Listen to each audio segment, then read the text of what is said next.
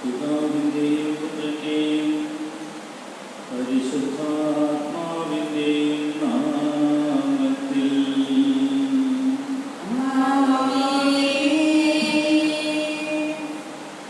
നമ്മുടെ കർത്താവായ യേശുക്രിസ്തുവിന്റെ കൃപയും പിതാവായ ദൈവത്തിന്റെ സ്നേഹവും പരിശുദ്ധാത്മാവിന്റെ സംസർഗവും നിങ്ങളോടുകൂടെ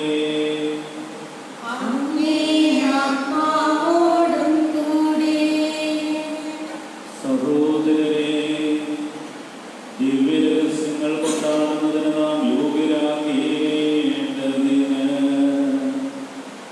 നമ്മുടെ പാപങ്ങൾ ഏറ്റുപറയാം. സർവശക്തനായ ദൈവത്തോടും സഹോദരരെ നിങ്ങളോടും ഞാൻ അപേക്ഷിക്കുന്നു.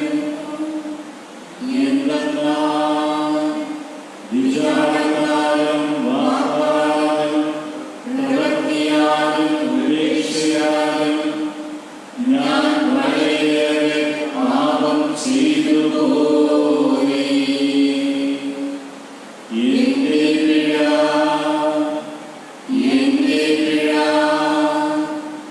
എന്റെ വലിയ പിഴ.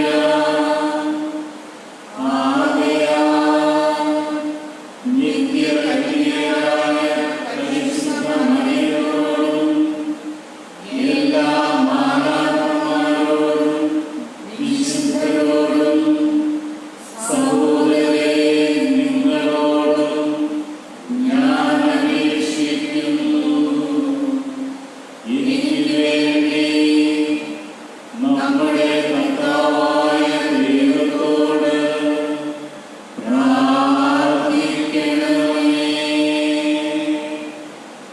സർവശക്തനായ ദൈവം കനിഞ്ഞ് നമ്മുടെ പാപങ്ങൾ പുറത്ത് നമ്മെ നിത്യജീവിതത്തിലേക്ക് നയിക്കുമാറാകട്ടെ.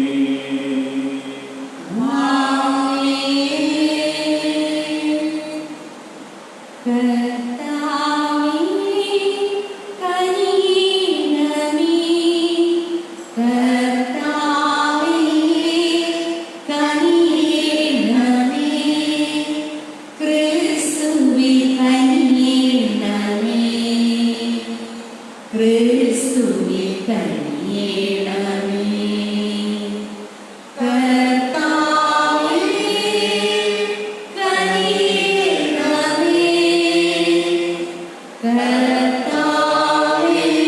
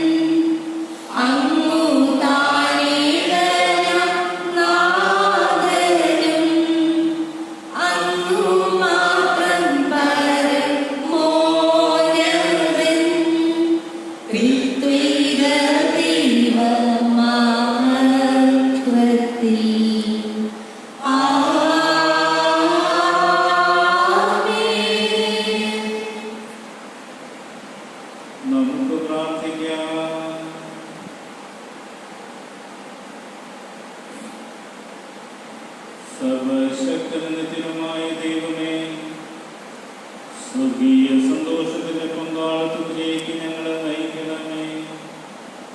അങ്ങനെ ശക്തനായ ഇടയൻ മുമ്പേ പോയെടുത്ത് എളിയാജനവും എത്തിച്ചേരുമാറാകട്ടെ.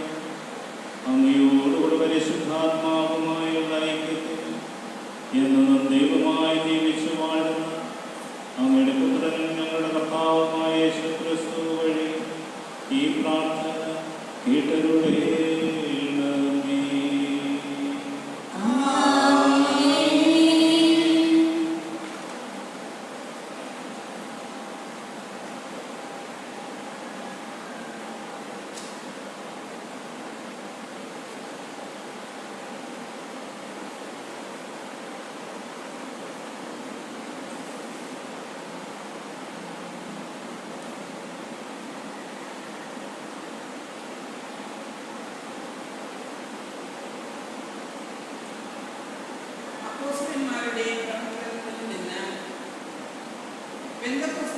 ദിവസം പത്രോസ് മറ്റ് 11 പേരോട് ഒപ്പം എഴുന്നേറ്റ് നിന്ന് ഉച്ചസ്വരത്തിൽ ജനക്കൂട്ടത്തോട് പറഞ്ഞു, നിങ്ങൾ കുരിശിൽ തറച്ച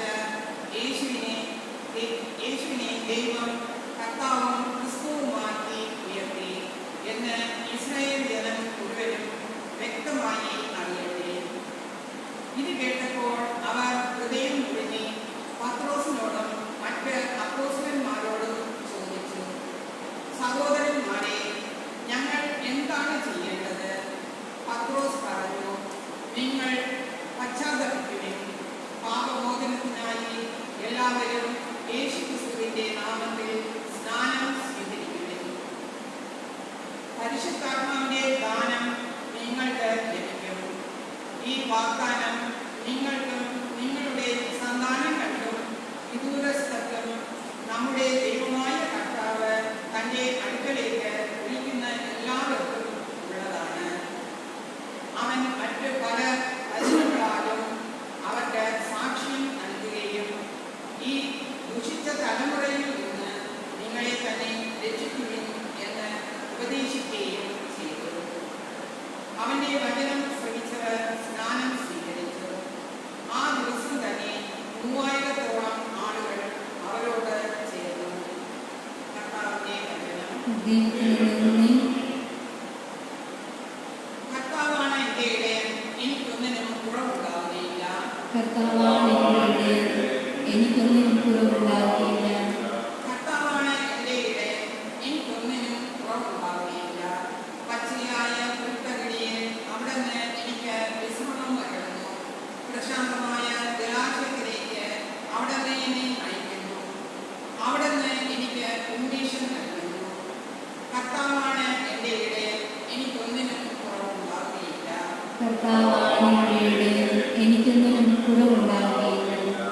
തന്റെ നാമത്തെ പ്രതി നീതിയുടെ പാതയിൽ എന്നെ നയിക്കുന്നു. മരണത്തിന്റെ നിഴലിന് താഴ്വരയിലൂടെയാണ് ഞാൻ നടക്കുന്നതെങ്കിലും അവിടുന്ന് കൂടെയുള്ളതിനാൽ ഞാൻ ഭയപ്പെടുകയില്ല. അങ്ങയുടെ ഊന്നുവടിയും ദണ്ഡും എനിക്ക് ഉറപ്പിക്കുന്നു. കർത്താവാണ് എന്റെ ഇടയൻ, എനിക്കൊന്നിനും കുറവുണ്ടാവുകയില്ല.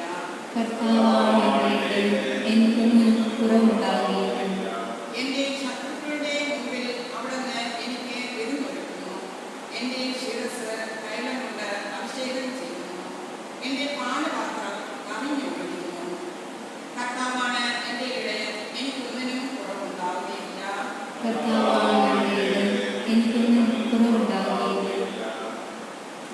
അവിടുത്തെ നന്മയും കരുണയും ജീവിതകാലം മുഴുവൻ എന്നെ അനുഗമിക്കും. കർത്താവിന്റെ ആലയത്തിൽ ഞാൻ എന്നേക്കും വസിക്കും. കർത്താവാണ് എന്റെ ഇടയൻ, എനിക്കൊന്നിനും കുറവുണ്ടാവുകയില്ല.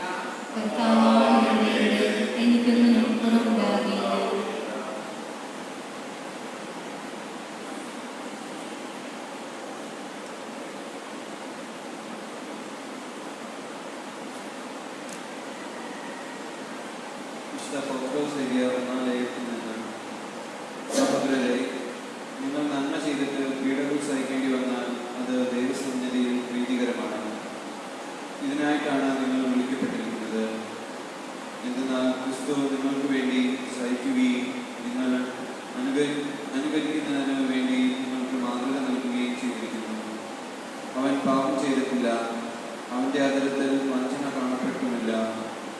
നിന്ദിക്കപ്പെട്ടപ്പോൾ അവൻ പകരം നിന്ദിച്ചില്ല, പീഡനമേറ്റപ്പോൾ ഭീഷണിപ്പെടുത്തിയില്ല. പിന്നെയോ നീതിയോടെ വിധിക്കുന്നവന് തന്നെ ഫലമേൽപ്പിക്കുകയാണ് ചെയ്തത്. നമ്മുടെ പാപങ്ങൾ സ്വന്തം ശരീരത്തിൽ വഹിച്ചുകൊണ്ട് അവൻ കുരിശിലേറി. അത് നാം പാപത്തിന് മരിച്ച നീതിക്കായി ജീവിക്കേണ്ടതിനാണ്. അവന്റെ മുറിവിനാൽ നിങ്ങൾ സൗഖ്യമുള്ളവരാക്കപ്പെട്ടിരിക്കുന്നു. അലഞ്ഞു നടക്കുന്ന ആളുകളെ പോലെ ആയിരുന്നു നിങ്ങൾ. എന്നാൽ ഇപ്പോൾ നിങ്ങൾ നിങ്ങളുടെ ഇടയനും പാലകനുമായ അവന്റെ അടുത്തേക്ക് മടങ്ങി വന്നിരിക്കുന്നു. കർത്താവിന്റെ വചനം.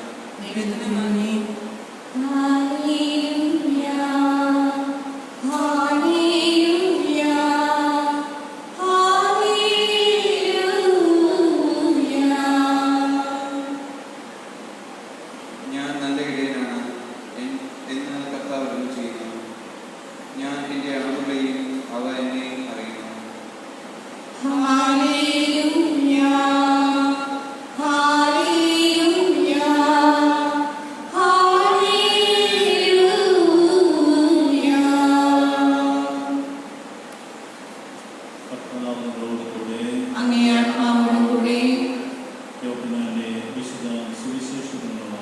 കർത്താവേ, അങ്ങേക്ക് മഹത്വം.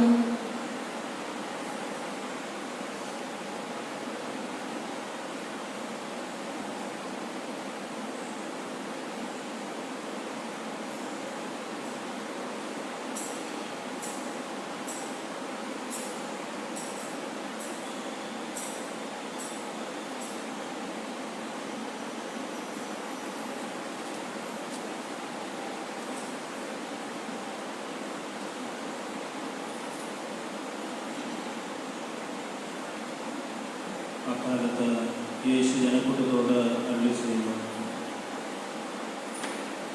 സത്യം സത്യമായി ഞാൻ നിങ്ങളോട് പറയുന്നു, ആട്ടിൻ തൊഴുത്തിലേക്ക് വാതിലിലൂടെ അല്ലാതെ മറ്റു വഴിക്ക് കടക്കുന്നവൻ കള്ളനും കവർച്ചക്കാരനുമാണ്. എന്നാൽ വാതിലിലൂടെ പ്രവേശിക്കുന്നവൻ ആടുകളുടെ ഇടയനാണ്.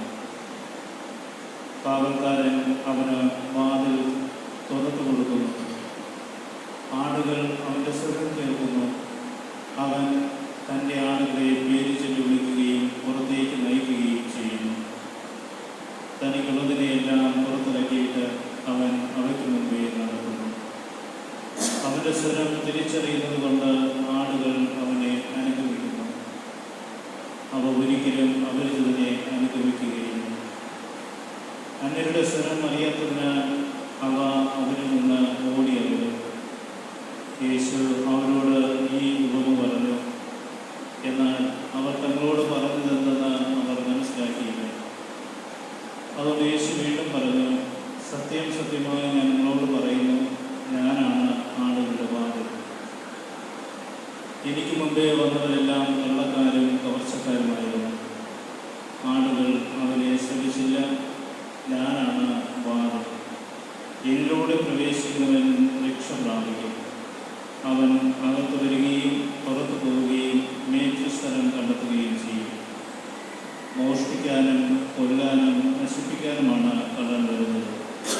ഞാൻ വന്നിരിക്കുന്നത് ഞങ്ങൾക്ക് ജീവനുണ്ടാകാനും അത് സമർത്ഥമായി ഉണ്ടാകാനുമാണ്. കർത്താവിന്റെ സുവിശേഷം. ക്രിസ്തുവേ, അങ്ങേക്ക് സ്തുതി.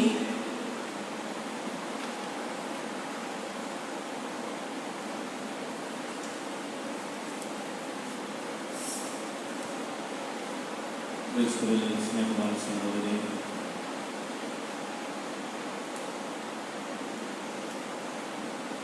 എസെക്കിയേൽ പ്രവാചകന്റെ പുസ്തകം 34-ാം അധ്യായത്തിൽ വഴിതെറ്റിയ ഇടയന്മാരെ കുറിച്ച് സംസാരിക്കുന്ന പ്രവാചകന്റെ സ്വരം നമുക്ക് കേൾക്കാനായിട്ട് സാധിക്കും. വ്യക്തമായിട്ട് എസെക്കിയേൽ പ്രവാചകൻ അവിടെ സൂചിപ്പിക്കുന്ന ഭാഗം ഇതാണ്: ഇടയന് പോലും വഴി തെറ്റിയിരിക്കുന്നു. ഇപ്രകാരമുള്ള വഴിയാണ് ഇടയൻ തെറ്റിയിരിക്കുന്നത്. സ്നേഹത്തിൻ്റെയും കരുതലിൻ്റെയും സ്വസ്ഥതയുടെയും പ്രശാന്തതയും പകർന്നു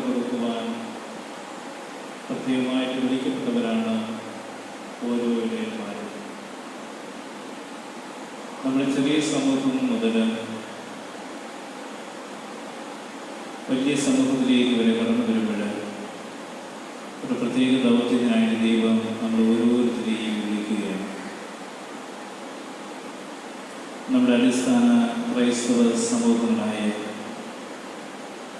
കുടുംബ യൂണിറ്റുകളിൽ അതിൻ്റെ ഉത്തരവാദിത്വം ഏറ്റെടുക്കുന്നവർ ഇടയ ധർമ്മം നിർവഹിക്കാനായിട്ട് വിളിക്കപ്പെട്ടവരാണ്. യെശയ്യാ പ്രവാചക പുസ്തകത്തിൽ സൂചിപ്പിച്ചതുപോലെ വഴിതെറ്റിയ ഇടയന്മാരെ കുറിച്ച് പ്രവാചകൻ നമുക്ക് മുന്നറിയിപ്പ് നൽകുന്നതുപോലെ നമ്മുടെയൊക്കെ പ്രാർത്ഥന കൂട്ടായ്മകളാണ്. നമ്മുടെ എല്ലാ കുടുംബങ്ങളിലും ഒരുമിച്ചുള്ള പ്രാർത്ഥനകളിലെല്ലാം ഇടയിൽ പകർന്നു നൽകുന്ന സ്നേഹവും കരുതലും കാരുണ്യവും സമാധാനവും സന്തോഷവും പ്രശാന്തതയും എല്ലാം പകർന്നു കൊടുക്കുവാനായിട്ടാണ് ദൈവം തിരഞ്ഞെടുക്കുന്നത്. ഒരിടവിലെ ഏറ്റവും ചെറിയ പതിപ്പ് കുടുംബമാണ്. ആ കുടുംബത്തിന് ധാരാളം ശ്രേഷ്ഠമായ കാര്യങ്ങൾ നിർവഹിക്കുന്നതിന് വിളിക്കപ്പെട്ടവരാണ് ആ കുടുംബനാഥനും കുടുംബനാഥയും. കുടുംബങ്ങളിൽ അവർ ഇടയധർമ്മം നിർവഹിക്കുവാനായിട്ട് ദൈവം തിരഞ്ഞെടുത്തിരിക്കുന്നു. ഓരോ ഘട്ടങ്ങളിലേക്ക് നാം കടന്നു പോകുമ്പോൾ വ്യത്യസ്തമായിട്ടുള്ള വിളികൾ സ്വീകരിച്ചുകൊണ്ട് ദൈവത്തിന് ഇടയധർമ്മം നിർവഹിക്കുവാനായിട്ട് ദൈവം നമ്മൾ ഓരോരുത്തരെയും തിരഞ്ഞെടുത്തിരിക്കുന്നു എന്നതാണ് അടിസ്ഥാനപരമായി ഈ നല്ല ഇടയൻ്റെ തിരുനാൾ ആഘോഷിക്കുമ്പോൾ നമ്മൾ ഹൃദയത്തിലേക്ക് കടന്നു വരേണ്ടത്. ഈ ഇടയന്മാരുമായിട്ടുള്ളൊരു ബന്ധത്തെക്കുറിച്ച് ബൈബിളിലുടനീളം നാം വായിക്കുന്നുണ്ട്. ഇടയനും ആട്ടിൻകുട്ടവും തമ്മിലുള്ള ഊഷ്മളമായിട്ടുള്ള ബന്ധത്തെ പല വിധത്തിൽ സുവിശേഷങ്ങളിലൂടെയും വിശുദ്ധ ഗ്രന്ഥത്തിൻ്റെ താളുകളിലൂടെയും വ്യത്യസ്തമായ രീതിയിൽ നമ്മൾ മുമ്പിലത് അവതരിപ്പിക്കുകയാണ്. പാലസ്തീനായിലെ ജനങ്ങൾ അവിടെ ഏറ്റവും വലിയ ഉപജീവന മാർഗമായിട്ട് അവർ കണ്ടെത്തിയിരുന്നത് ആടുകൾ വളർത്തിയാണ്. ആടുകളവർ താലോലിച്ചിരുന്നു, ആടുകൾക്ക് വേണ്ട സംരക്ഷണം നൽകിയിരുന്നു, ആടുകൾക്ക് വേണ്ട ഭോജനം നൽകി അവരെ വളർത്തിയിരുന്നു. അവിടെ കൊലത്തൊഴിൽ തന്നെ പൂർവ്വപിതാവായ അബ്രഹാമിൻ്റെ കാലം മുതൽ ഈ കൊലത്തൊഴിൽ അവർ വളരെ ഭംഗിയായിട്ട് നിർവഹിച്ചിരുന്നു. അവർ ചെമ്മരിയാടുകളെയും കോലാടുകളെയും വളർത്തിയിരുന്നു. അതിൽ ഏറ്റവും പ്രധാനമായിട്ട് ആടുകളുടെ ഇറച്ചി, പാല്, വെണ്ണ, നെയ്യ് എന്നിവ അവർ ഭക്ഷണത്തിനായിട്ടും കൂടാരങ്ങൾ മറയ്ക്കുന്നതിനുമൊക്കെ അത് ഉപയോഗിച്ചിരുന്നു. സമൂഹത്തിൽ ധനികനും ദരിദ്രനും പ്രത്യേക ഗണങ്ങളായിട്ട് വേർതിരിക്കപ്പെട്ടിരുന്നത് നമ്മുടെ കൈവശമുള്ള ആടുകളുടെ എണ്ണം നോക്കിയായിരുന്നു. ആരാണ് ഏറ്റവും വലിയ ധനവാനെന്ന് അവർ കണക്ക് കൂട്ടിയിരുന്നത് ആടുകളുടെ എണ്ണവും വലിപ്പവും അനുസരിച്ചാണ്.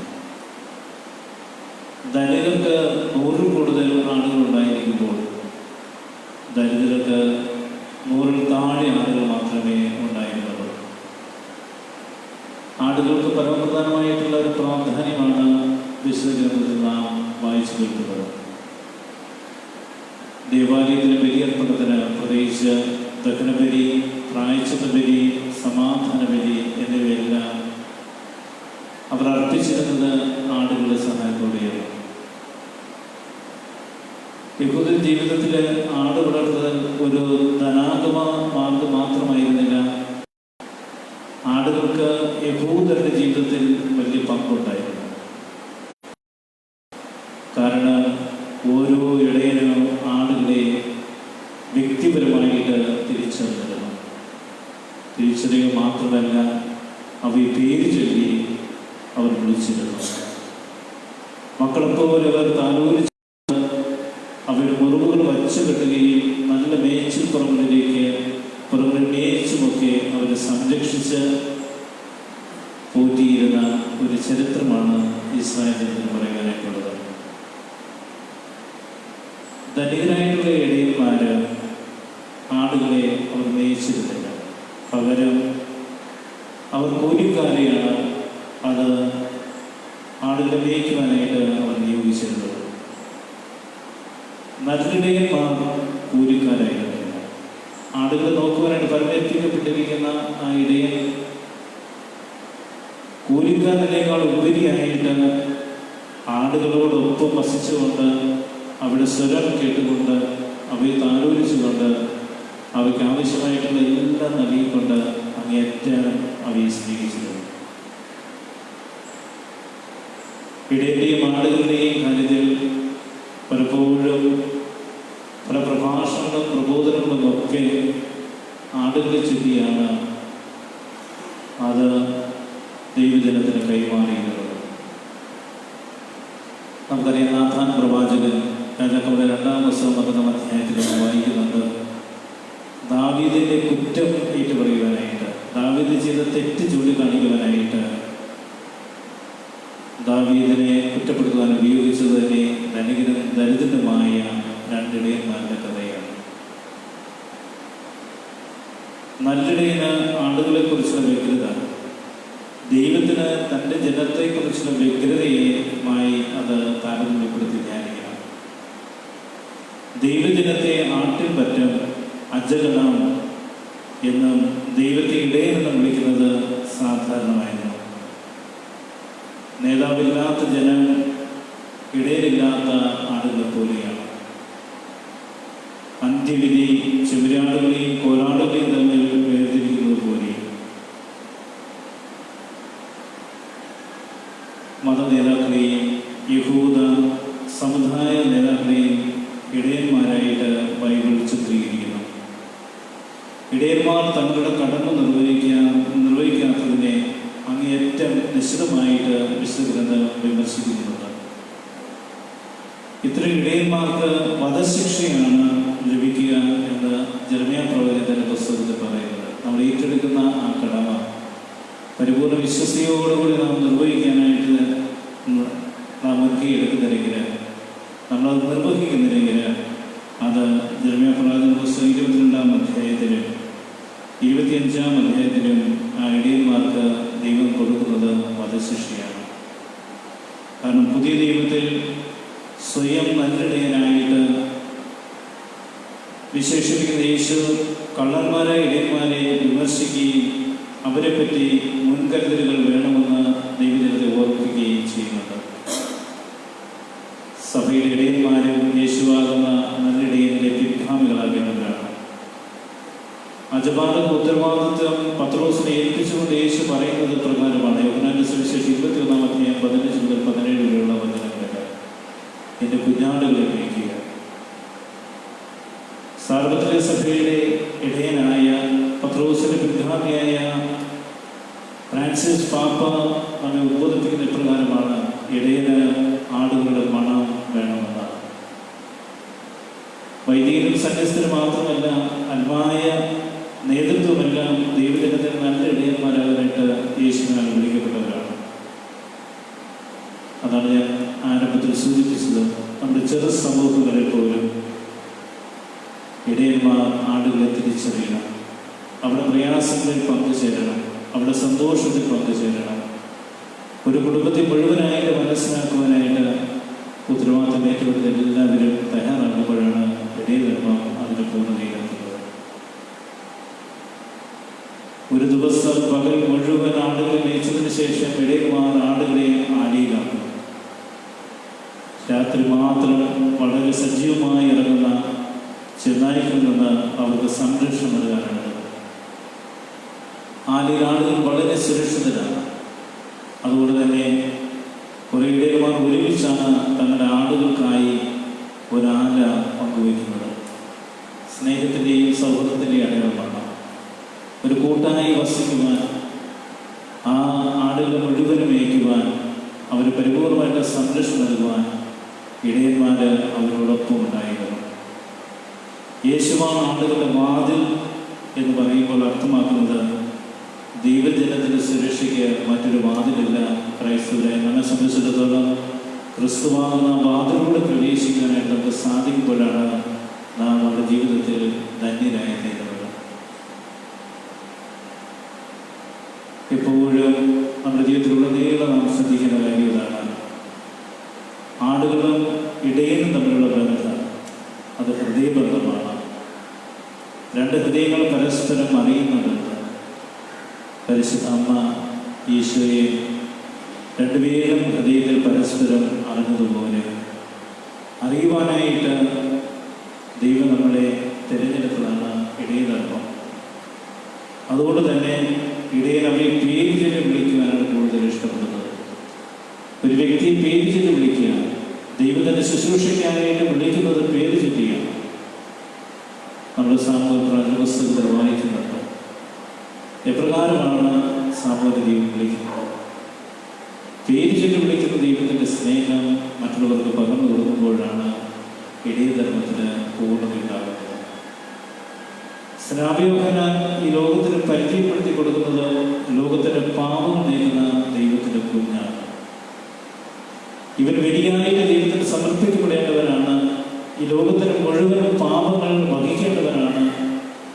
അവസാനം അവൻ ദൈവത്തിൻ്റെ കുഞ്ഞാടായിട്ട് തന്നെ സ്വയം യാഗമായി മാറ്റിക്കൊണ്ട് കാൽവരിയുടെ നെറുകയിൽ നമുക്ക് ഓരോരുത്തർക്കും വേണ്ടി ആ ഇടയിൽ രക്തവും തൻ്റെ ശരീരവും നമുക്കായി വിഭജിച്ചു തന്നുകൊണ്ട് പിതാവിൻ്റെ ദൗത്യം പുറമെ നിറവേറ്റിയ ആ നല്ല ഇടയെ അനുകരിക്കുവാനായിട്ടാണ് സുവിശേഷം നമ്മൾ ഉൾപ്പെടുത്തുന്നത്. അതുകൊണ്ടാണ് യേശു വിശ്വസിക്കാതെ, യേശു കാണിച്ചുന്ന വാതിലൂടെ അല്ലാതെ നമുക്ക് മറ്റൊരു വാതിലില്ല. ഫ്രാൻസിസ് പാപ്പ കരുണ വർഷം നമുക്കായിട്ട് സമ്മാനിച്ചപ്പോൾ കാരുണ്യത്തിൻ്റെ വാതിലെന്നാണ് അവരെ വിശേഷിപ്പിച്ചത്. കുമ്പസാര കൂടുകൾ കാരുണ്യത്തിൻ്റെ വാതിലുകളാണ്. പാപം ഏറ്റുപറഞ്ഞ് ദൈവത്തിന് കാരുണ്യം യാചിക്കേണ്ട സ്ഥലമാണ് കരുണയുടെ കൂടാരം. ആ കരുണയുടെ വാതിലൂടെ കടന്നു പോകുന്ന നമുക്ക് ഓരോരുത്തർക്ക് നിത്യജീവൻ അവകാശമാക്കുവാനായിട്ട് ദൈവം നമ്മളെ പ്രത്യേകമായിട്ട് തിരഞ്ഞെടുക്കുന്നു എന്നതാണ് അതിലടങ്ങിയിരിക്കുന്ന ഊർജ്ജം. ഒരു ഇടയനെ നമുക്ക് വിശ്വസിക്കാനായിട്ട് സാധിക്കണം. കാരണം ആടുകൾ അവരുടെ സ്വന്തമാണ്. അതുപോലെ നമ്മുടെ മക്കൾ നമുക്ക് സ്വന്തമാണ്. നമ്മുടെ മക്കൾ സ്വന്തമായി ആടുകളില്ലാത്ത ഇടയന്മാരുമുണ്ട്. സ്വന്തമായ ആടുകളില്ലാത്ത ഇടയന്മാരുണ്ട് എന്ന് പറയുമ്പോൾ പലസ്തീനിലെ തെരുവുകളിൽ അവരായിരിക്കും ഏറ്റവും കൂടുതൽ. കാരണം കൂലി വിലയ്ക്കായിട്ട് ഓരോ ദിവസവും അവരെ ഏൽപ്പിക്കുന്ന ആ ആടുകളെ മേയിച്ചുകൊണ്ട് നെറ്റിവൃത്തി കഴിച്ചു കൂട്ടുന്ന ധാരാളം കൂലിക്കാരായിട്ടുള്ള വ്യക്തികളാണ് പലസ്തീനയിലെ തെരുവുകളിൽ ജീവിച്ചിരുന്നത്. കൂലിക്ക് ആട് നിർത്തും. എന്നാൽ കൂലിക്ക് ഇടയധർമ്മം നിർവഹിക്കുന്നവൻ ഏറ്റവും നല്ല ഇടയനാണ്.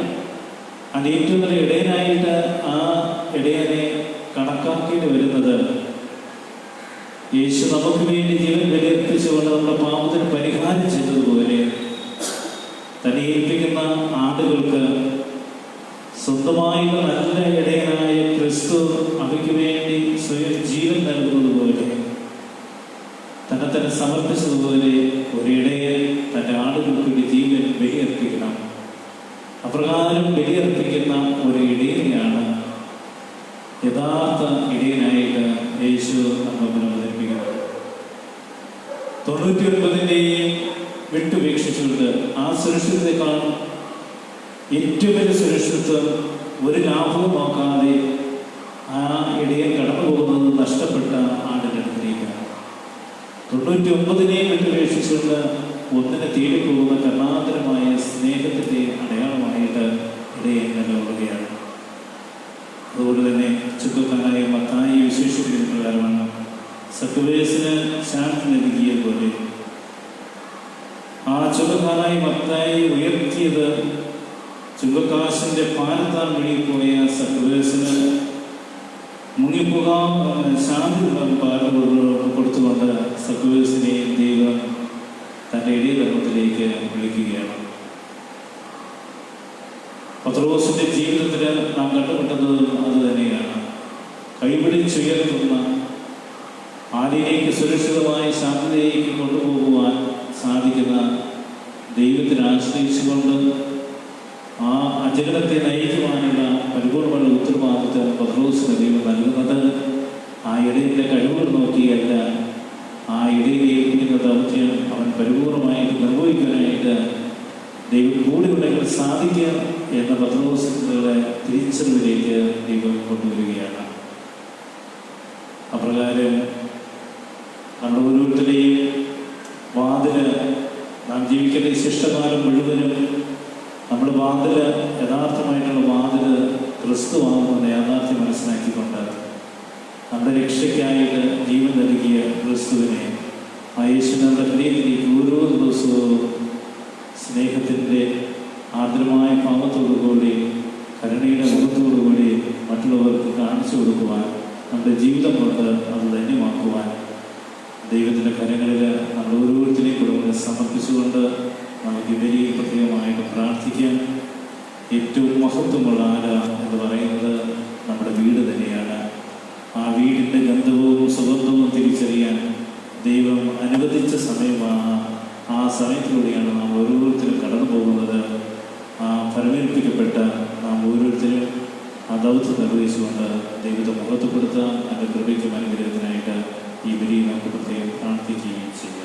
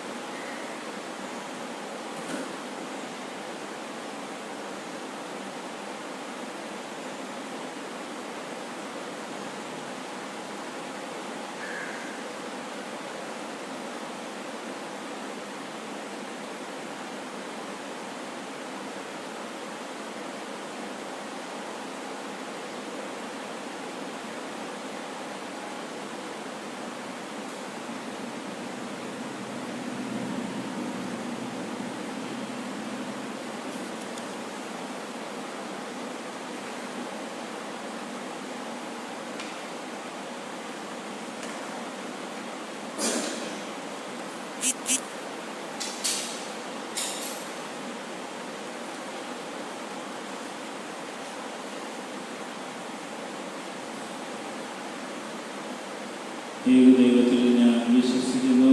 സ്വർഗ്ഗത്തിന്റെയും ഭൂമിയുടെയും ദൃശ്യമായ സൃഷ്ടാവും സർവശക്തനുമായ പിതാവിലും ഞാൻ വിശ്വസിക്കുന്നു. ഏക കർത്താവും ജാതനായ ഏക ദൈവപുത്രനും എല്ലാ യുഗങ്ങൾക്കും മുമ്പ് പിതാവിൽ നിന്ന് ജനിച്ചതുമായ യേശുക്രിസ്തുവിൽ ഞാൻ വിശ്വസിക്കുന്നു. ദൈവത്തിൽ നിന്നുള്ള ദൈവവും പ്രകാശത്തിൽ നിന്നുള്ള പ്രകാശവും സത്യദൈവത്തിൽ നിന്നുള്ള സത്യദൈവവും ജനിച്ചതിനെ സൃഷ്ടിക്കപ്പെടാത്തവരും പിതാവുമായ സത്യദൈവമായ അവിടുന്ന് സകലവും സൃഷ്ടിക്കപ്പെട്ട് മനുഷ്യരായ നമുക്ക് വേണ്ടിയും നമ്മുടെ രക്ഷയ്ക്ക് വേണ്ടിയും അവിടുന്ന് സ്വർഗ്ഗത്തിൽ നിന്ന് ഇറങ്ങി പരിശുദ്ധാത്മാവിനാൽ കന്യകാമറിയത്തിൽ നിന്ന് ശരീരം സ്വീകരിച്ച് മനുഷ്യനായി തീർന്ന് പോന്തിയോസ് പിലാത്തോസിന്റെ കാലത്ത് നമുക്ക് വേണ്ടി ക്രൂശിക്കപ്പെട്ട് പീഡകൾ സഹിച്ചു മരിച്ച് അടക്കപ്പെട്ട് വിശുദ്ധ ലിഖിതങ്ങളനുസരിച്ച് മൂന്നാം ദിവസം ഉയരുകയും സ്വർഗ്ഗത്തിലേക്ക് ആരോഹണം ചെയ്യുകയും പിതാവിന്റെ വലതുഭാഗത്തിരിക്കുകയും ചെയ്യുന്നു. ജീവിക്കുന്നവരെയും മരിച്ചവരെയും വിധിക്കണം. അവിടെ മഹത്വത്തോടെ വീണ്ടും വരും. അവിടെ രാജ്യത്തിന് അവസാനം ഉണ്ടാവുകയില്ല. കർത്താവും ജീവദാതാവും പിതാവിൽ നിന്നും പുത്രനിൽ നിന്നും പുറപ്പെടുന്നവനും പിതാവിനോടും പുത്രനോടൊപ്പം ആരാധനപ്പെടുന്നവനും സ്തുതിക്കപ്പെടുന്നവനും പ്രവാചകന്മാരുടെ സംസാരിച്ചതുമായ പരിശുദ്ധാത്മാവിലും ഞാൻ വിശ്വസിക്കുന്നു. ഏകവും വിശുദ്ധവും സാർവത്രികവും അപ്പോസ്തലികമായ സഭയിലും ഞാൻ വിശ്വസിക്കുന്നു. പാപങ്ങളുടെ മോചനത്തിനായുള്ള ഏകന്യാനുസരണം ഞാൻ ഏറ്റുപറയുകയും മരിച്ചവരുള്ളവരും വരാനിരിക്കുന്നവരുടെയും ജീവിതവും ഞാൻ പ്രതീക്ഷിക്കുകയും ചെയ്യുന്നു. ആമേൻ. പ്രിയ സഹോദരരെ, ഈ പെസഹ സന്തോഷത്തിൽ കൂടുതൽ തീഷ്ണതയോടെ നമുക്ക് ദൈവത്തോട് പ്രാർത്ഥിക്കാം.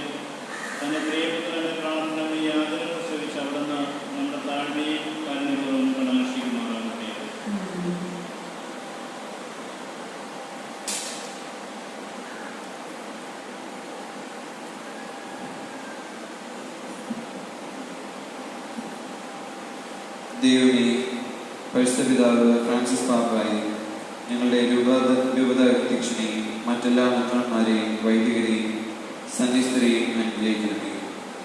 നല്ല ഇടയിൽ ആളുകൾക്ക് കാവൽ നിൽക്കുന്നത് പോലെ തങ്ങളെ ഭരമേൽപ്പിച്ചിരിക്കുന്ന അജഗണത്തെ ചേർത്ത് നിർത്തി മുന്നോട്ട് പോകുവാനും അവരിൽ ഒരാൾ പോലും നഷ്ടപ്പെട്ടു പോകാതിരിക്കത്തക്ക വിധം സഭയെ നയിക്കുവാനും വേണ്ട കൃപവരങ്ങൾ ഇവരുടെ മേൽ ചൊരിയണമേ എന്ന് അങ്ങയോട് ഞങ്ങൾ പ്രാർത്ഥിക്കുന്നു. പിതാവായ ദൈവമേ, അങ്ങയുടെ വത്സല പുത്രൻ കുരിശിൽ ചിന്തിയ തിരുരക്തത്തിന്റെ യോഗ്യതയാൽ ഞങ്ങളുടെ നാടിനെയും ലോകം മുഴുവനെയും എല്ലാ പകർച്ചവ്യാധികളിൽ നിന്നും, പ്രത്യേകിച്ച് ഇപ്പോൾ ഞങ്ങളെ ഭയപ്പെടുത്തിക്കൊണ്ടിരിക്കുന്ന COVID-19 എന്ന മഹാമാരിയിൽ നിന്നും രക്ഷിക്കണമെന്നും ഞങ്ങൾ സാധാരണ ജീവിത രീതിയിലേക്ക് തിരികെ വരുവാനും കൃപ നൽകി അനുഗ്രഹിക്കണമെന്ന് ഞങ്ങൾ പ്രാർത്ഥിക്കുന്നു.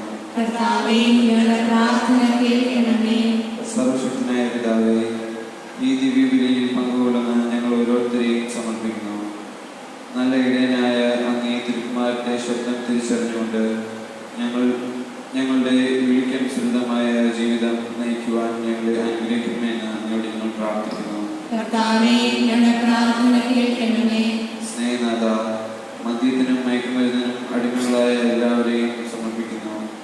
ഈ ഉൽപ്പന്നങ്ങളുടെ ലഭ്യത കുറഞ്ഞുകൊണ്ടിരിക്കുന്ന ഈ അവസരത്തിൽ ഇവയൊന്നും കൂടാതെ തങ്ങൾക്ക് ജീവിക്കാനാവുമെന്ന തിരിച്ചറിവ് ഈ മക്കൾക്ക് നൽകണമേ.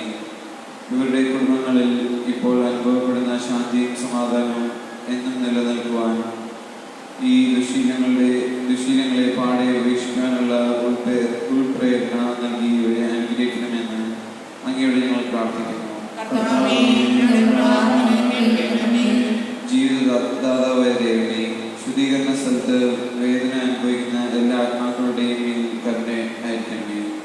പ്രത്യേകിച്ച് ഈ ദിവസങ്ങളിൽ കൂദാശകൾ സ്വീകരിക്കാൻ സാധിക്കാത്ത മരണമടഞ്ഞ എല്ലാവരുടെയും കാരുണ്യം ചൊരിഞ്ഞ് പാപത്തിൽ നിന്ന് മോചനവും നിത്യമായ ശാന്തിയും നൽകി അനുഗ്രഹിക്കണമെന്ന് അങ്ങയോട് ഞങ്ങൾ പ്രാർത്ഥിക്കുന്നു. ഒരു നിമിഷമാനമായ നമ്മുടെ വ്യക്തിപരമായ നിയമം നമുക്ക് ദൈവത്തിന്റെ സന്നിധിയിൽ സമർപ്പിക്കാം.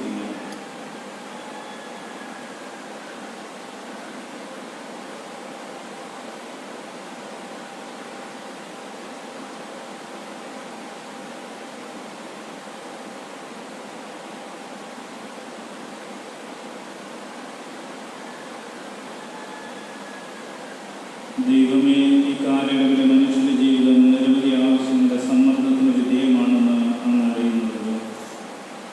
അങ്ങ് വിളിച്ചപേക്ഷിക്കുന്നവർ അഭിലാഷങ്ങൾ ശ്രമിക്കുകയും അങ്ങനെ വിശ്വസിക്കുന്നവർ പ്രാർത്ഥനകൾ സ്വീകരിക്കുകയും ചെയ്യണമേ.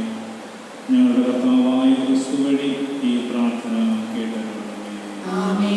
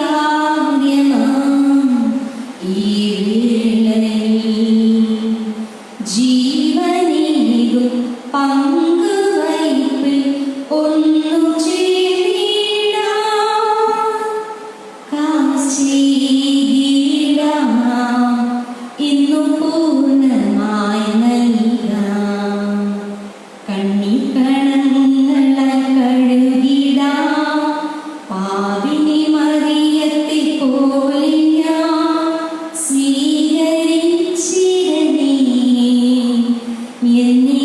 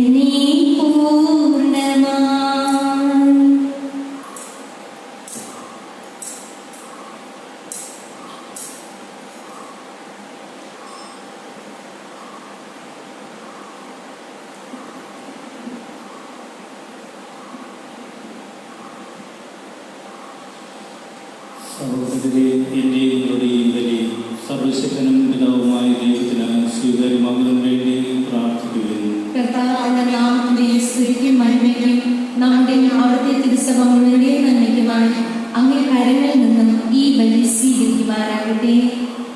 കർത്താവേ, ഈ പെസഹാ രഹസ്യങ്ങൾ വഴി ഞങ്ങളെന്നും കൃതജ്ഞതാ നിർഭരരായിരിക്കാൻ അനുഗ്രഹിക്കണമെന്ന് ഞങ്ങൾ പ്രാർത്ഥിക്കുന്നു. അങ്ങനെ ഞങ്ങളുടെ നവീകരണത്തിൻ്റെ നിരന്തര പ്രവർത്തനം ഞങ്ങൾക്ക് നിത്യാനന്ദത്തിന് നിദാനമായി ഭവിക്കുമാറാകട്ടെ. ഞങ്ങളുടെ കർത്താവായ ക്രിസ്തു വഴി ഈ പ്രാർത്ഥന കേട്ടരുളണമേ. ആമേൻ.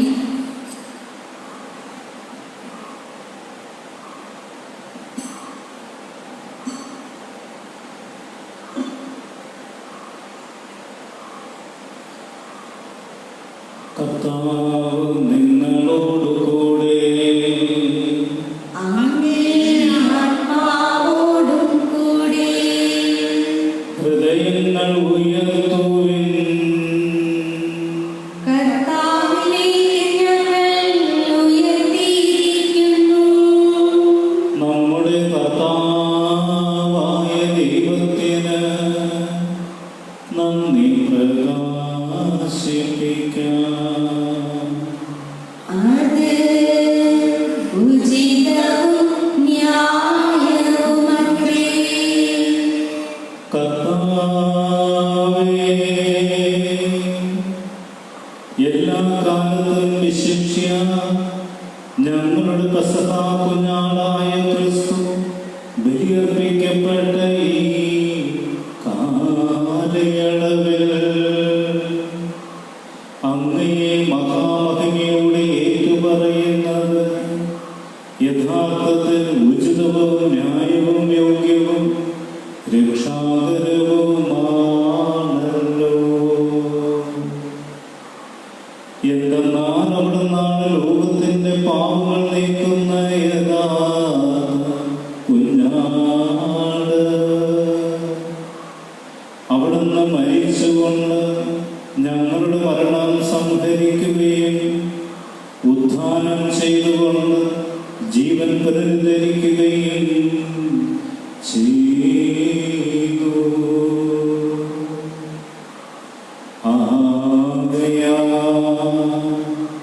പെസഹാ സന്തോഷത്താൽ നിറഞ്ഞ് ഭൂതലത്തിലെ സകല ജനങ്ങളും ആഹ്ലാദിക്കുന്നു.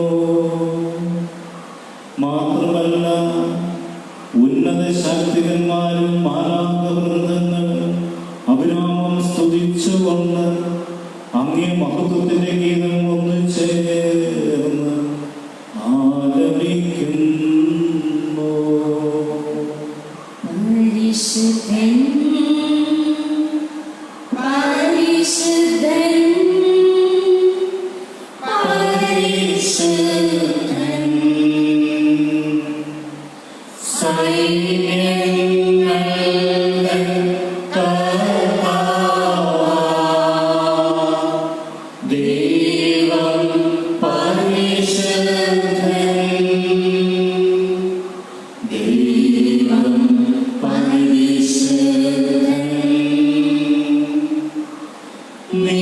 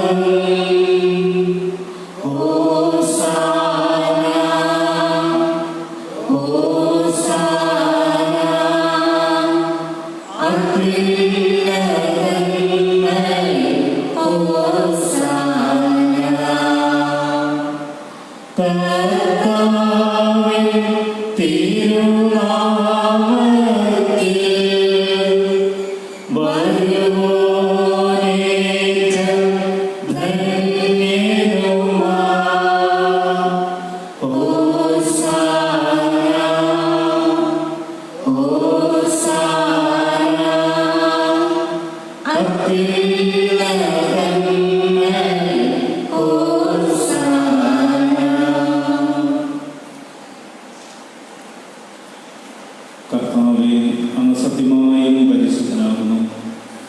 അങ്ങ് സൃഷ്ടിച്ച സർവ്വചരാചരങ്ങളും സമുചിതമായി അങ്ങയെ വാഴ്ത്തുന്നു. എന്തുകൊണ്ടെന്നാൽ അങ്ങേ പുത്രനും ഞങ്ങളുടെ കർത്താവുമായ യേശുക്രിസ്തു വഴി പരിശുദ്ധാത്മാവിൻ്റെ ശക്തിയാലും പ്രവർത്തനത്താലും അങ്ങ് പ്രപഞ്ചം ഉജ്ജീവിപ്പിക്കുകയും പവിത്രീകരിക്കുകയും ചെയ്യുന്നു. സൂര്യോദയം മുതൽ അസ്തമയം വരെ നിർമ്മലമായൊരു ബലി അങ്ങേ നാമത്തിൽ അർപ്പിക്കപ്പെടേണ്ടതിന് ഒരു ജനത്തെ ഒരുമിച്ച് കൂട്ടുന്നതിൽ നിന്ന് അങ്ങ് വിരമിക്കുന്നില്ല. അതുകൊണ്ട് കർത്താവേ, താഴ്മയോട് ഞങ്ങൾ അപേക്ഷിക്കുന്നു. വിശദീകരിക്കാനായി ഞങ്ങൾ കൊണ്ടുവന്നിരിക്കുന്ന ഈ തിരുമുൾ കാഴ്ചകൾ അതേ ആത്മാവാൻ പവിത്രമാക്കാൻ കഴിയണമേ. അങ്ങനെ ഇവ അങ്ങേ ദിവ്യപുത്രനും ഞങ്ങളുടെ കർത്താവുമായ യേശുക്രിസ്തുവിൻ്റെ ശരീരവും രക്തവുമായി തീരുമാനാകട്ടെ. അവിടുത്തെ കൽപ്പന അനുസരിച്ച് ഈ ദിവ്യരഹസ്യങ്ങൾ ഞങ്ങൾ ആഘോഷിക്കുന്നു. എന്തെന്നാൽ അവിടുന്ന് ഒറ്റിക്കൊടുക്കപ്പെട്ട രാത്രിയിൽ അപ്പമെടുത്ത് അങ്ങേക്ക് കൃതജ്ഞത പ്രകാശിപ്പിച്ചുകൊണ്ട് ആശീർവദിച്ച് മുറിച്ച് തൻ്റെ ശിഷ്യന്മാർക്ക് കൊടുത്തുകൊണ്ട് അരുൾ ചെയ്തു, എല്ലാവരും ഇതിൽ നിന്ന് വാങ്ങി ഭക്ഷിക്കുക. എന്നാൽ ഇത് നിങ്ങൾക്ക് വേണ്ടി അർപ്പിക്കാനിരിക്കുന്ന എൻ്റെ ശരീരം ആകുന്നു.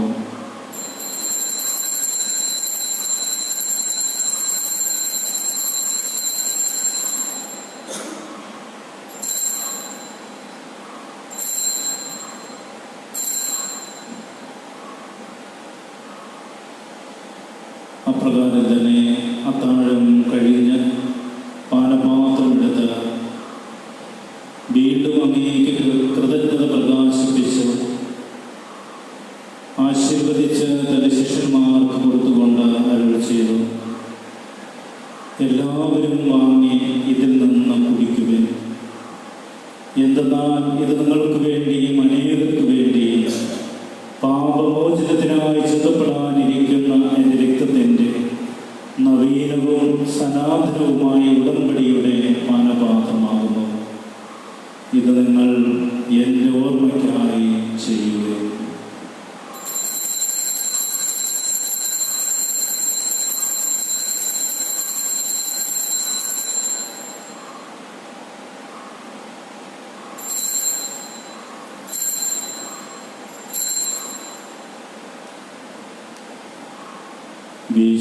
വിശ്വാസത്തിൻ്റെ രഹസ്യം അപ്പം ഭക്ഷിക്കുകയും ഈ പാനപാത്രത്തിൽ നിന്ന് കുടിക്കുകയും ചെയ്യുമ്പോഴെല്ലാം കർത്താവേ, അങ്ങ് വീണ്ടും വരുന്നതുവരെ അങ്ങേ മരണം ഞങ്ങൾ പ്രഖ്യാപിക്കുന്നു. അതിനാൽ കർത്താവേ, അങ്ങേ പുത്രന്റെ രക്ഷാകരമായ പീഡാസഹനവും മഹനീയമായ ഉയർവും സദാനവും ഓർത്തുകൊണ്ട് അവിടുത്തെ പ്രത്യാഗമനം പ്രതീക്ഷിച്ചുകൊണ്ട് ജീവദായകവും പരിപാവനവുമായ ബലി കൃതജ്ഞത പ്രകാശിപ്പിച്ചുകൊണ്ട് അങ്ങേക്ക് ഞങ്ങൾ അർപ്പിക്കുന്നു. അങ്ങേ സഭയെ ബലിതൃക്കൺപാത്രം ഞങ്ങൾ പ്രാർത്ഥിക്കുന്നു. അവിടുത്തെ ബലിയിൽ പ്രസാദിക്കാൻ ആഗ്രഹിച്ച ബലിവസ്തു അംഗീകരിച്ച് അങ്ങേ തിരുക്കുമാരന്റെ ശരീരങ്ങളാൽ പരിപോഷിതരായി അവിടുത്തെ പരിശുദ്ധാത്മാവാൽ പരിപൂരിതരായി ഞങ്ങൾ ക്രിസ്തുവിൽ ഒരു ശരീരവും ഒരാത്മാവുമായി തീരാൻ അനുഗ്രഹിക്കണമേ. അവിടുന്ന് ഞങ്ങൾ അങ്ങേക്കുള്ള നിത്യമായ കാണിക്കയായി തീർക്കുമാറാകട്ടെ. അങ്ങനെ അങ്ങേ തെരഞ്ഞെടുക്കപ്പെട്ടവരോടൊത്ത് അവകാശം ഞങ്ങൾക്ക് ലഭിക്കാൻ ഇടയാക്കണമേ. വിശിഷ്യ ദൈവമാതാവായ ഏറ്റവും പരിശുദ്ധ കന്യക മറിയത്തോടും ആ കന്യയുടെ ഭർത്താവായ ഭാഗ്യപ്പെട്ട യോസേഫിനോടും അനുഗ്രഹീതരായ അപ്പോസ്തലന്മാരോടും മഹിമേയ രക്തസാക്ഷികളോടും എല്ലാ വിശുദ്ധരോടും ഒത്ത് അങ്ങേ സന്നിധിയിലുള്ളവരുടെ നിരന്തര മധ്യസ്ഥ സഹായം കൈവരുമെന്ന് ഞങ്ങൾ പ്രത്യാശിക്കുന്നു. കർത്താവേ, ഞങ്ങളുടെ അനുരഞ്ജനത്തിൻ്റെ ബലി സർവ്വലോകത്തിൻ്റെ ശാന്തിയും രക്ഷയും പരിപോഷിപ്പിക്കുവാൻ ഇടയാക്കണമെന്ന് ഞങ്ങൾ അപേക്ഷിക്കുന്നു. അങ്ങേ ദാസനായ ഞങ്ങളുടെ ഫ്രാൻസിസ് പാപ്പായോട്, ഞങ്ങളുടെ ദേവതാധ്യക്ഷന്മാരായ സുസഭാഗ്യ മെത്രാപതിയോട്, ക്രിസ്തു സഹായ മെത്രാനോടും മെത്രാൻ പദവിയിലുള്ളവരോടും വൈദികത്തോടും അങ്ങ് നേടിയെടുത്ത സകല ജനങ്ങളോടുമൊത്ത് ഈ ഭൂമിയിൽ തീർത്ഥാടനം ചെയ്യുന്ന അങ്ങേ സഭയെ വിശ്വാസത്തിനും സ്നേഹത്തിനും ഉറപ്പിക്കാൻ കഴിയണമേ. അങ്ങേ തിരുമുമ്പിൽ നിൽക്കാൻ അങ്ങ് തിരുവുള്ളമായി കുടുംബത്തിൻ്റെ അപേക്ഷകൾ ദയാപൂർവം കേൾക്കരുളണമേ. കാരുണ്യവനായ പിതാവേ, എല്ലായിടത്തും ചിതറിക്കിടക്കുന്ന അങ്ങ് എല്ലാ മക്കളെയും അങ്ങനെയൊക്കെ ദയാപൂർവം ഒന്നിപ്പിക്കണമേ. ഞങ്ങളുടെ പ്രതികരണ സഹോദരരെയും അങ്ങേ പ്രീതിപ്പെടുത്തിക്കൊണ്ട് ഈ ലോകത്തു നിന്ന് കടന്നുപോയ എല്ലാവരെയും അങ്ങേ രാജ്യത്തിൽ ദയാപൂർവം പ്രവേശിപ്പിക്കണമേ. അവിടെ ഞങ്ങളുടെ കർത്താവായ ക്രിസ്തു വഴി ഞങ്ങളായിരിക്കുന്നതോടൊപ്പം അങ്ങേ മഹത്വത്താൽ നിത്യമായി സംതൃപ്തരാക്കപ്പെടുമെന്ന് ഞങ്ങൾ പ്രത്യാശിക്കുന്നു. എന്നാൽ ഞങ്ങളുടെ കർത്താവായ ക്രിസ്തു വഴിയാണല്ലോ സകല നന്മകളും അങ്ങ് ലോകത്തിൻ്റെ മേൽ വർഷിക്കുന്നത്.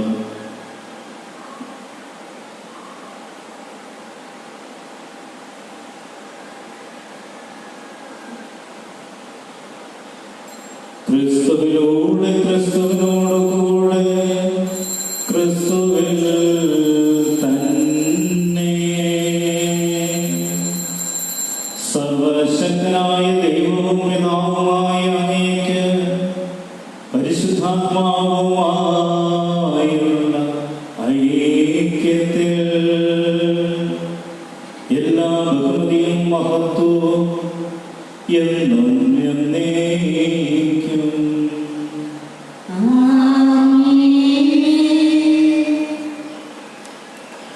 രക്ഷാകരമായ കൽപ്പനകളാൽ ഉദ്ബോധിതരായും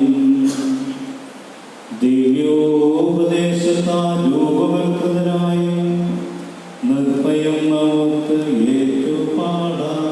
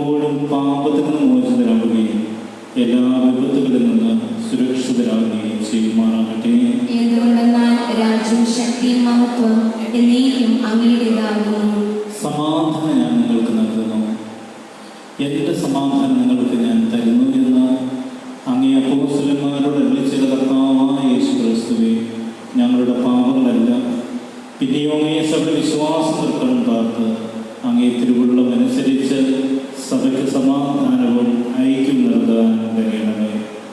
എന്നും ജീവിക്കുകയും വാഴുകയും ചെയ്യുന്ന ഈ പ്രാർത്ഥന കേട്ടതിലുള്ളവേ, കർത്താവിൻ്റെ സമാധാനം നിങ്ങളോടുകൂടെ എപ്പോഴും ഉണ്ടായിരിക്കട്ടെ. നിങ്ങൾ പരസ്പരം സമാധാനം ആശംസിക്കുന്നു.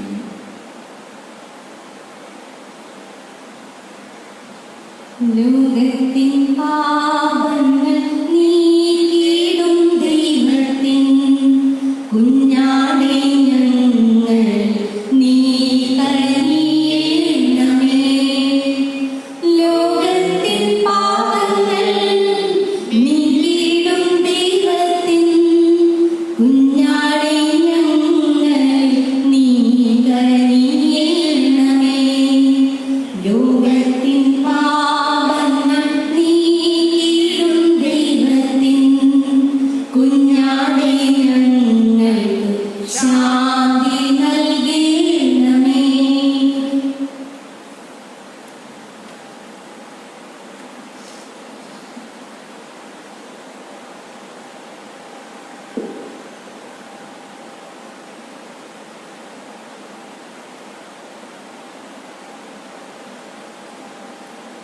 ഇതാ ദൈവത്തിന്റെ കുഞ്ഞാട്, ഇതാ ലോകത്തിന്റെ പാപങ്ങൾ നീക്കുന്നവൻ. കുഞ്ഞാടിന്റെ വിരുന്നിന് ക്ഷണിക്കപ്പെട്ടിരിക്കുന്നവർ അനുഗ്രഹീതർ. അങ്ങയുടെ ഭവനത്തിൽ പ്രവേശിക്കാൻ ഞാൻ യോഗ്യനല്ല. അങ്ങ് ഒരു വാക്ക് ഉച്ചരിച്ചാൽ മാത്രം മതി, എന്റെ ആത്മാവ് സുഖം പ്രാപിക്കും.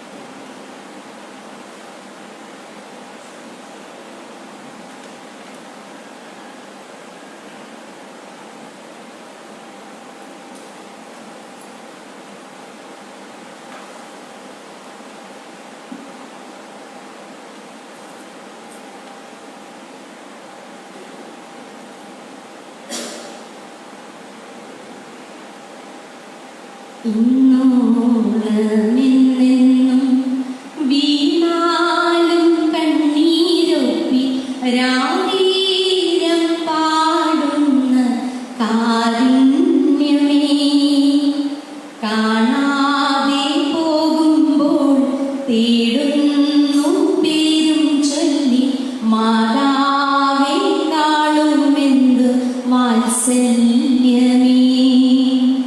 ഇന്നോളമെന്നെന്നും വീണാലും കണ്ണീരൊപ്പി രാഗീരം പാടുന്ന കാരുണ്യമേ, കാണാതെ പോകുമ്പോൾ തേടുന്നു പേരും ചൊല്ലി മാതാവേ കാണുമെന്നു വാത്സല്യമേ.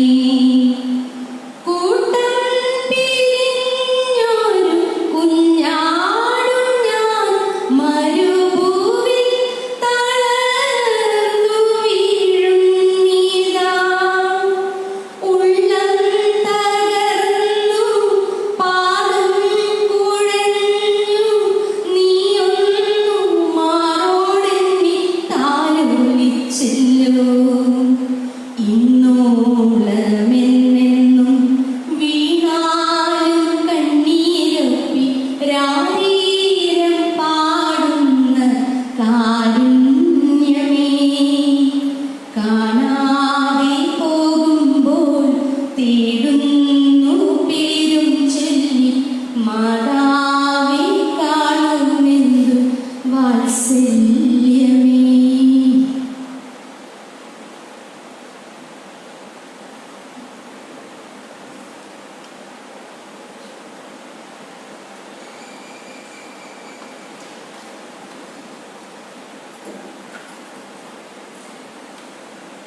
മിശിഹായുടെ ദിവ്യാത്മാവേ എന്നെ സ്വീകരിക്കണമേ.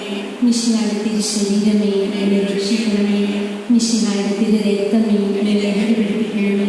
മിശിഹായുടെ തിരുവിലാവിലെ വെള്ളമേ എന്നെ കഴുകണമേ. മിശിഹായുടെ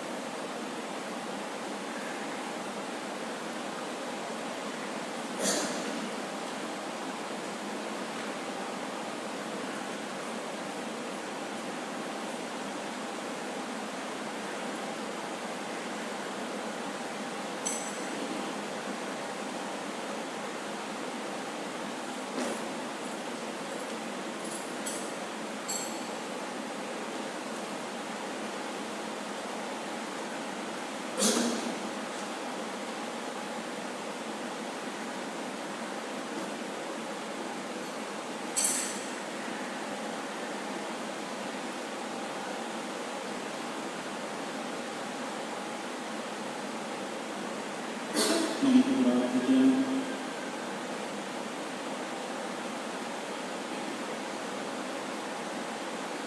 നല്ലിടയ അങ്ങേ ലേഖനത്തെ കരുണയോടെ കടാക്ഷിക്കുകയും അങ്ങേ പുത്രന്റെ വിലയേറിയ രക്തത്താൽ വീണ്ടെടുത്ത ലേഖനത്തെ നിത്യമായ മേച്ചിൽ സ്ഥലങ്ങളിലേക്ക് ഒരുമിച്ച് കൂട്ടാൻ തിരുവുള്ളമാക്കുകയും ചെയ്യണമേ. ഞങ്ങളുടെ കർത്താവായ ക്രിസ്തു വഴി ഈ പ്രാർത്ഥന കേട്ടരുളണമേ. ഇത് ഉച്ചതിരിഞ്ഞ് 3 മണിക്ക് സർവ മത നേതാക്കളുടെയും സാന്നിധ്യത്തിലും പ്രാർത്ഥനയ്ക്കായിട്ട് അവരെ ക്ഷണിക്കുകയാണ്. കോവിഡ്-19 മഹാമാരിയിൽ നിന്ന് ഈ ലോകത്ത് വീണ്ടെടുക്കുവാനായിട്ട് സർവ മത മേലധ്യക്ഷന്മാരും എല്ലാ മതവിഭാഗത്തിലെ നേതാക്കന്മാരും ചേരുന്നു. ആത്മീയമായ സാന്നിധ്യം കൊണ്ട് പ്രാർത്ഥനയെ ചെലവഴിക്കാനായിട്ട് അഭിനന്ദ പിതാവ് നമ്മളെ ഓർമ്മപ്പെടുത്തുകയാണ്. ഉച്ചതിരിഞ്ഞ് 3 മണിക്ക് ആ പ്രാർത്ഥനയ്ക്ക് പങ്കുചേരുക.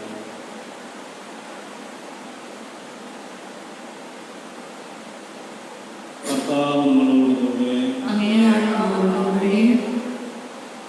തൻ്റെ ഏകജാതന്റെ ഉത്ഥാനം വഴി വീണ്ടെടുപ്പിൻ്റെയും ദത്തെടുപ്പിൻ്റെയും ദാനം നിങ്ങൾക്ക് നൽകാൻ കരുണായ ദൈവം തൻ്റെ കൃപയാൽ ആനന്ദതരത്തിലായ നിങ്ങൾ അനുഗ്രഹിക്കുമാറാകട്ടെ. അവിടുത്തെ വീണ്ടെടുപ്പ് വഴി ശാശ്വത സ്വാതന്ത്ര്യത്തിൻ്റെ ദാനം നേടി നിങ്ങൾ അവിടുത്തെ മഹാമനസ്സതയാൽ നിത്യ അവകാശത്തിൽ പങ്കാളികളായി തീരാൻ ഇടയാകുമാറാകട്ടെ. വിശ്വാസത്തിലൂടെ ജ്ഞാനസ്നാനത്തിൽ ക്രിസ്തുവിനോടൊപ്പം ഉയർത്തെഴുന്നേറ്റ് നിങ്ങൾ ഇപ്പോൾ സുഹൃത ജീവിതം നയിച്ച് പിതൃരാജ്യമായ സ്വർഗത്തിൽ ഒന്നു ചേരാൻ യോഗ്യരായി തീരുമാറാകട്ടെ. പിതാവും പുത്രനും പരിശുദ്ധാത്മാവുമായ സർവശക്തനായ ദൈവത്തിൻ്റെ അനുഗ്രഹം നിങ്ങളിൽ വന്നണഞ്ഞ് എന്നും നിലനിൽക്കുമാറാകട്ടെ. നിങ്ങളുടെ ജീവിതം വഴി കർത്താവിനെ മഹത്വപ്പെടുത്തിക്കൊണ്ട് സമാധാനത്തിൽ പോകുകയും ഹല്ലേലൂയ ഹല്ലേലൂയ.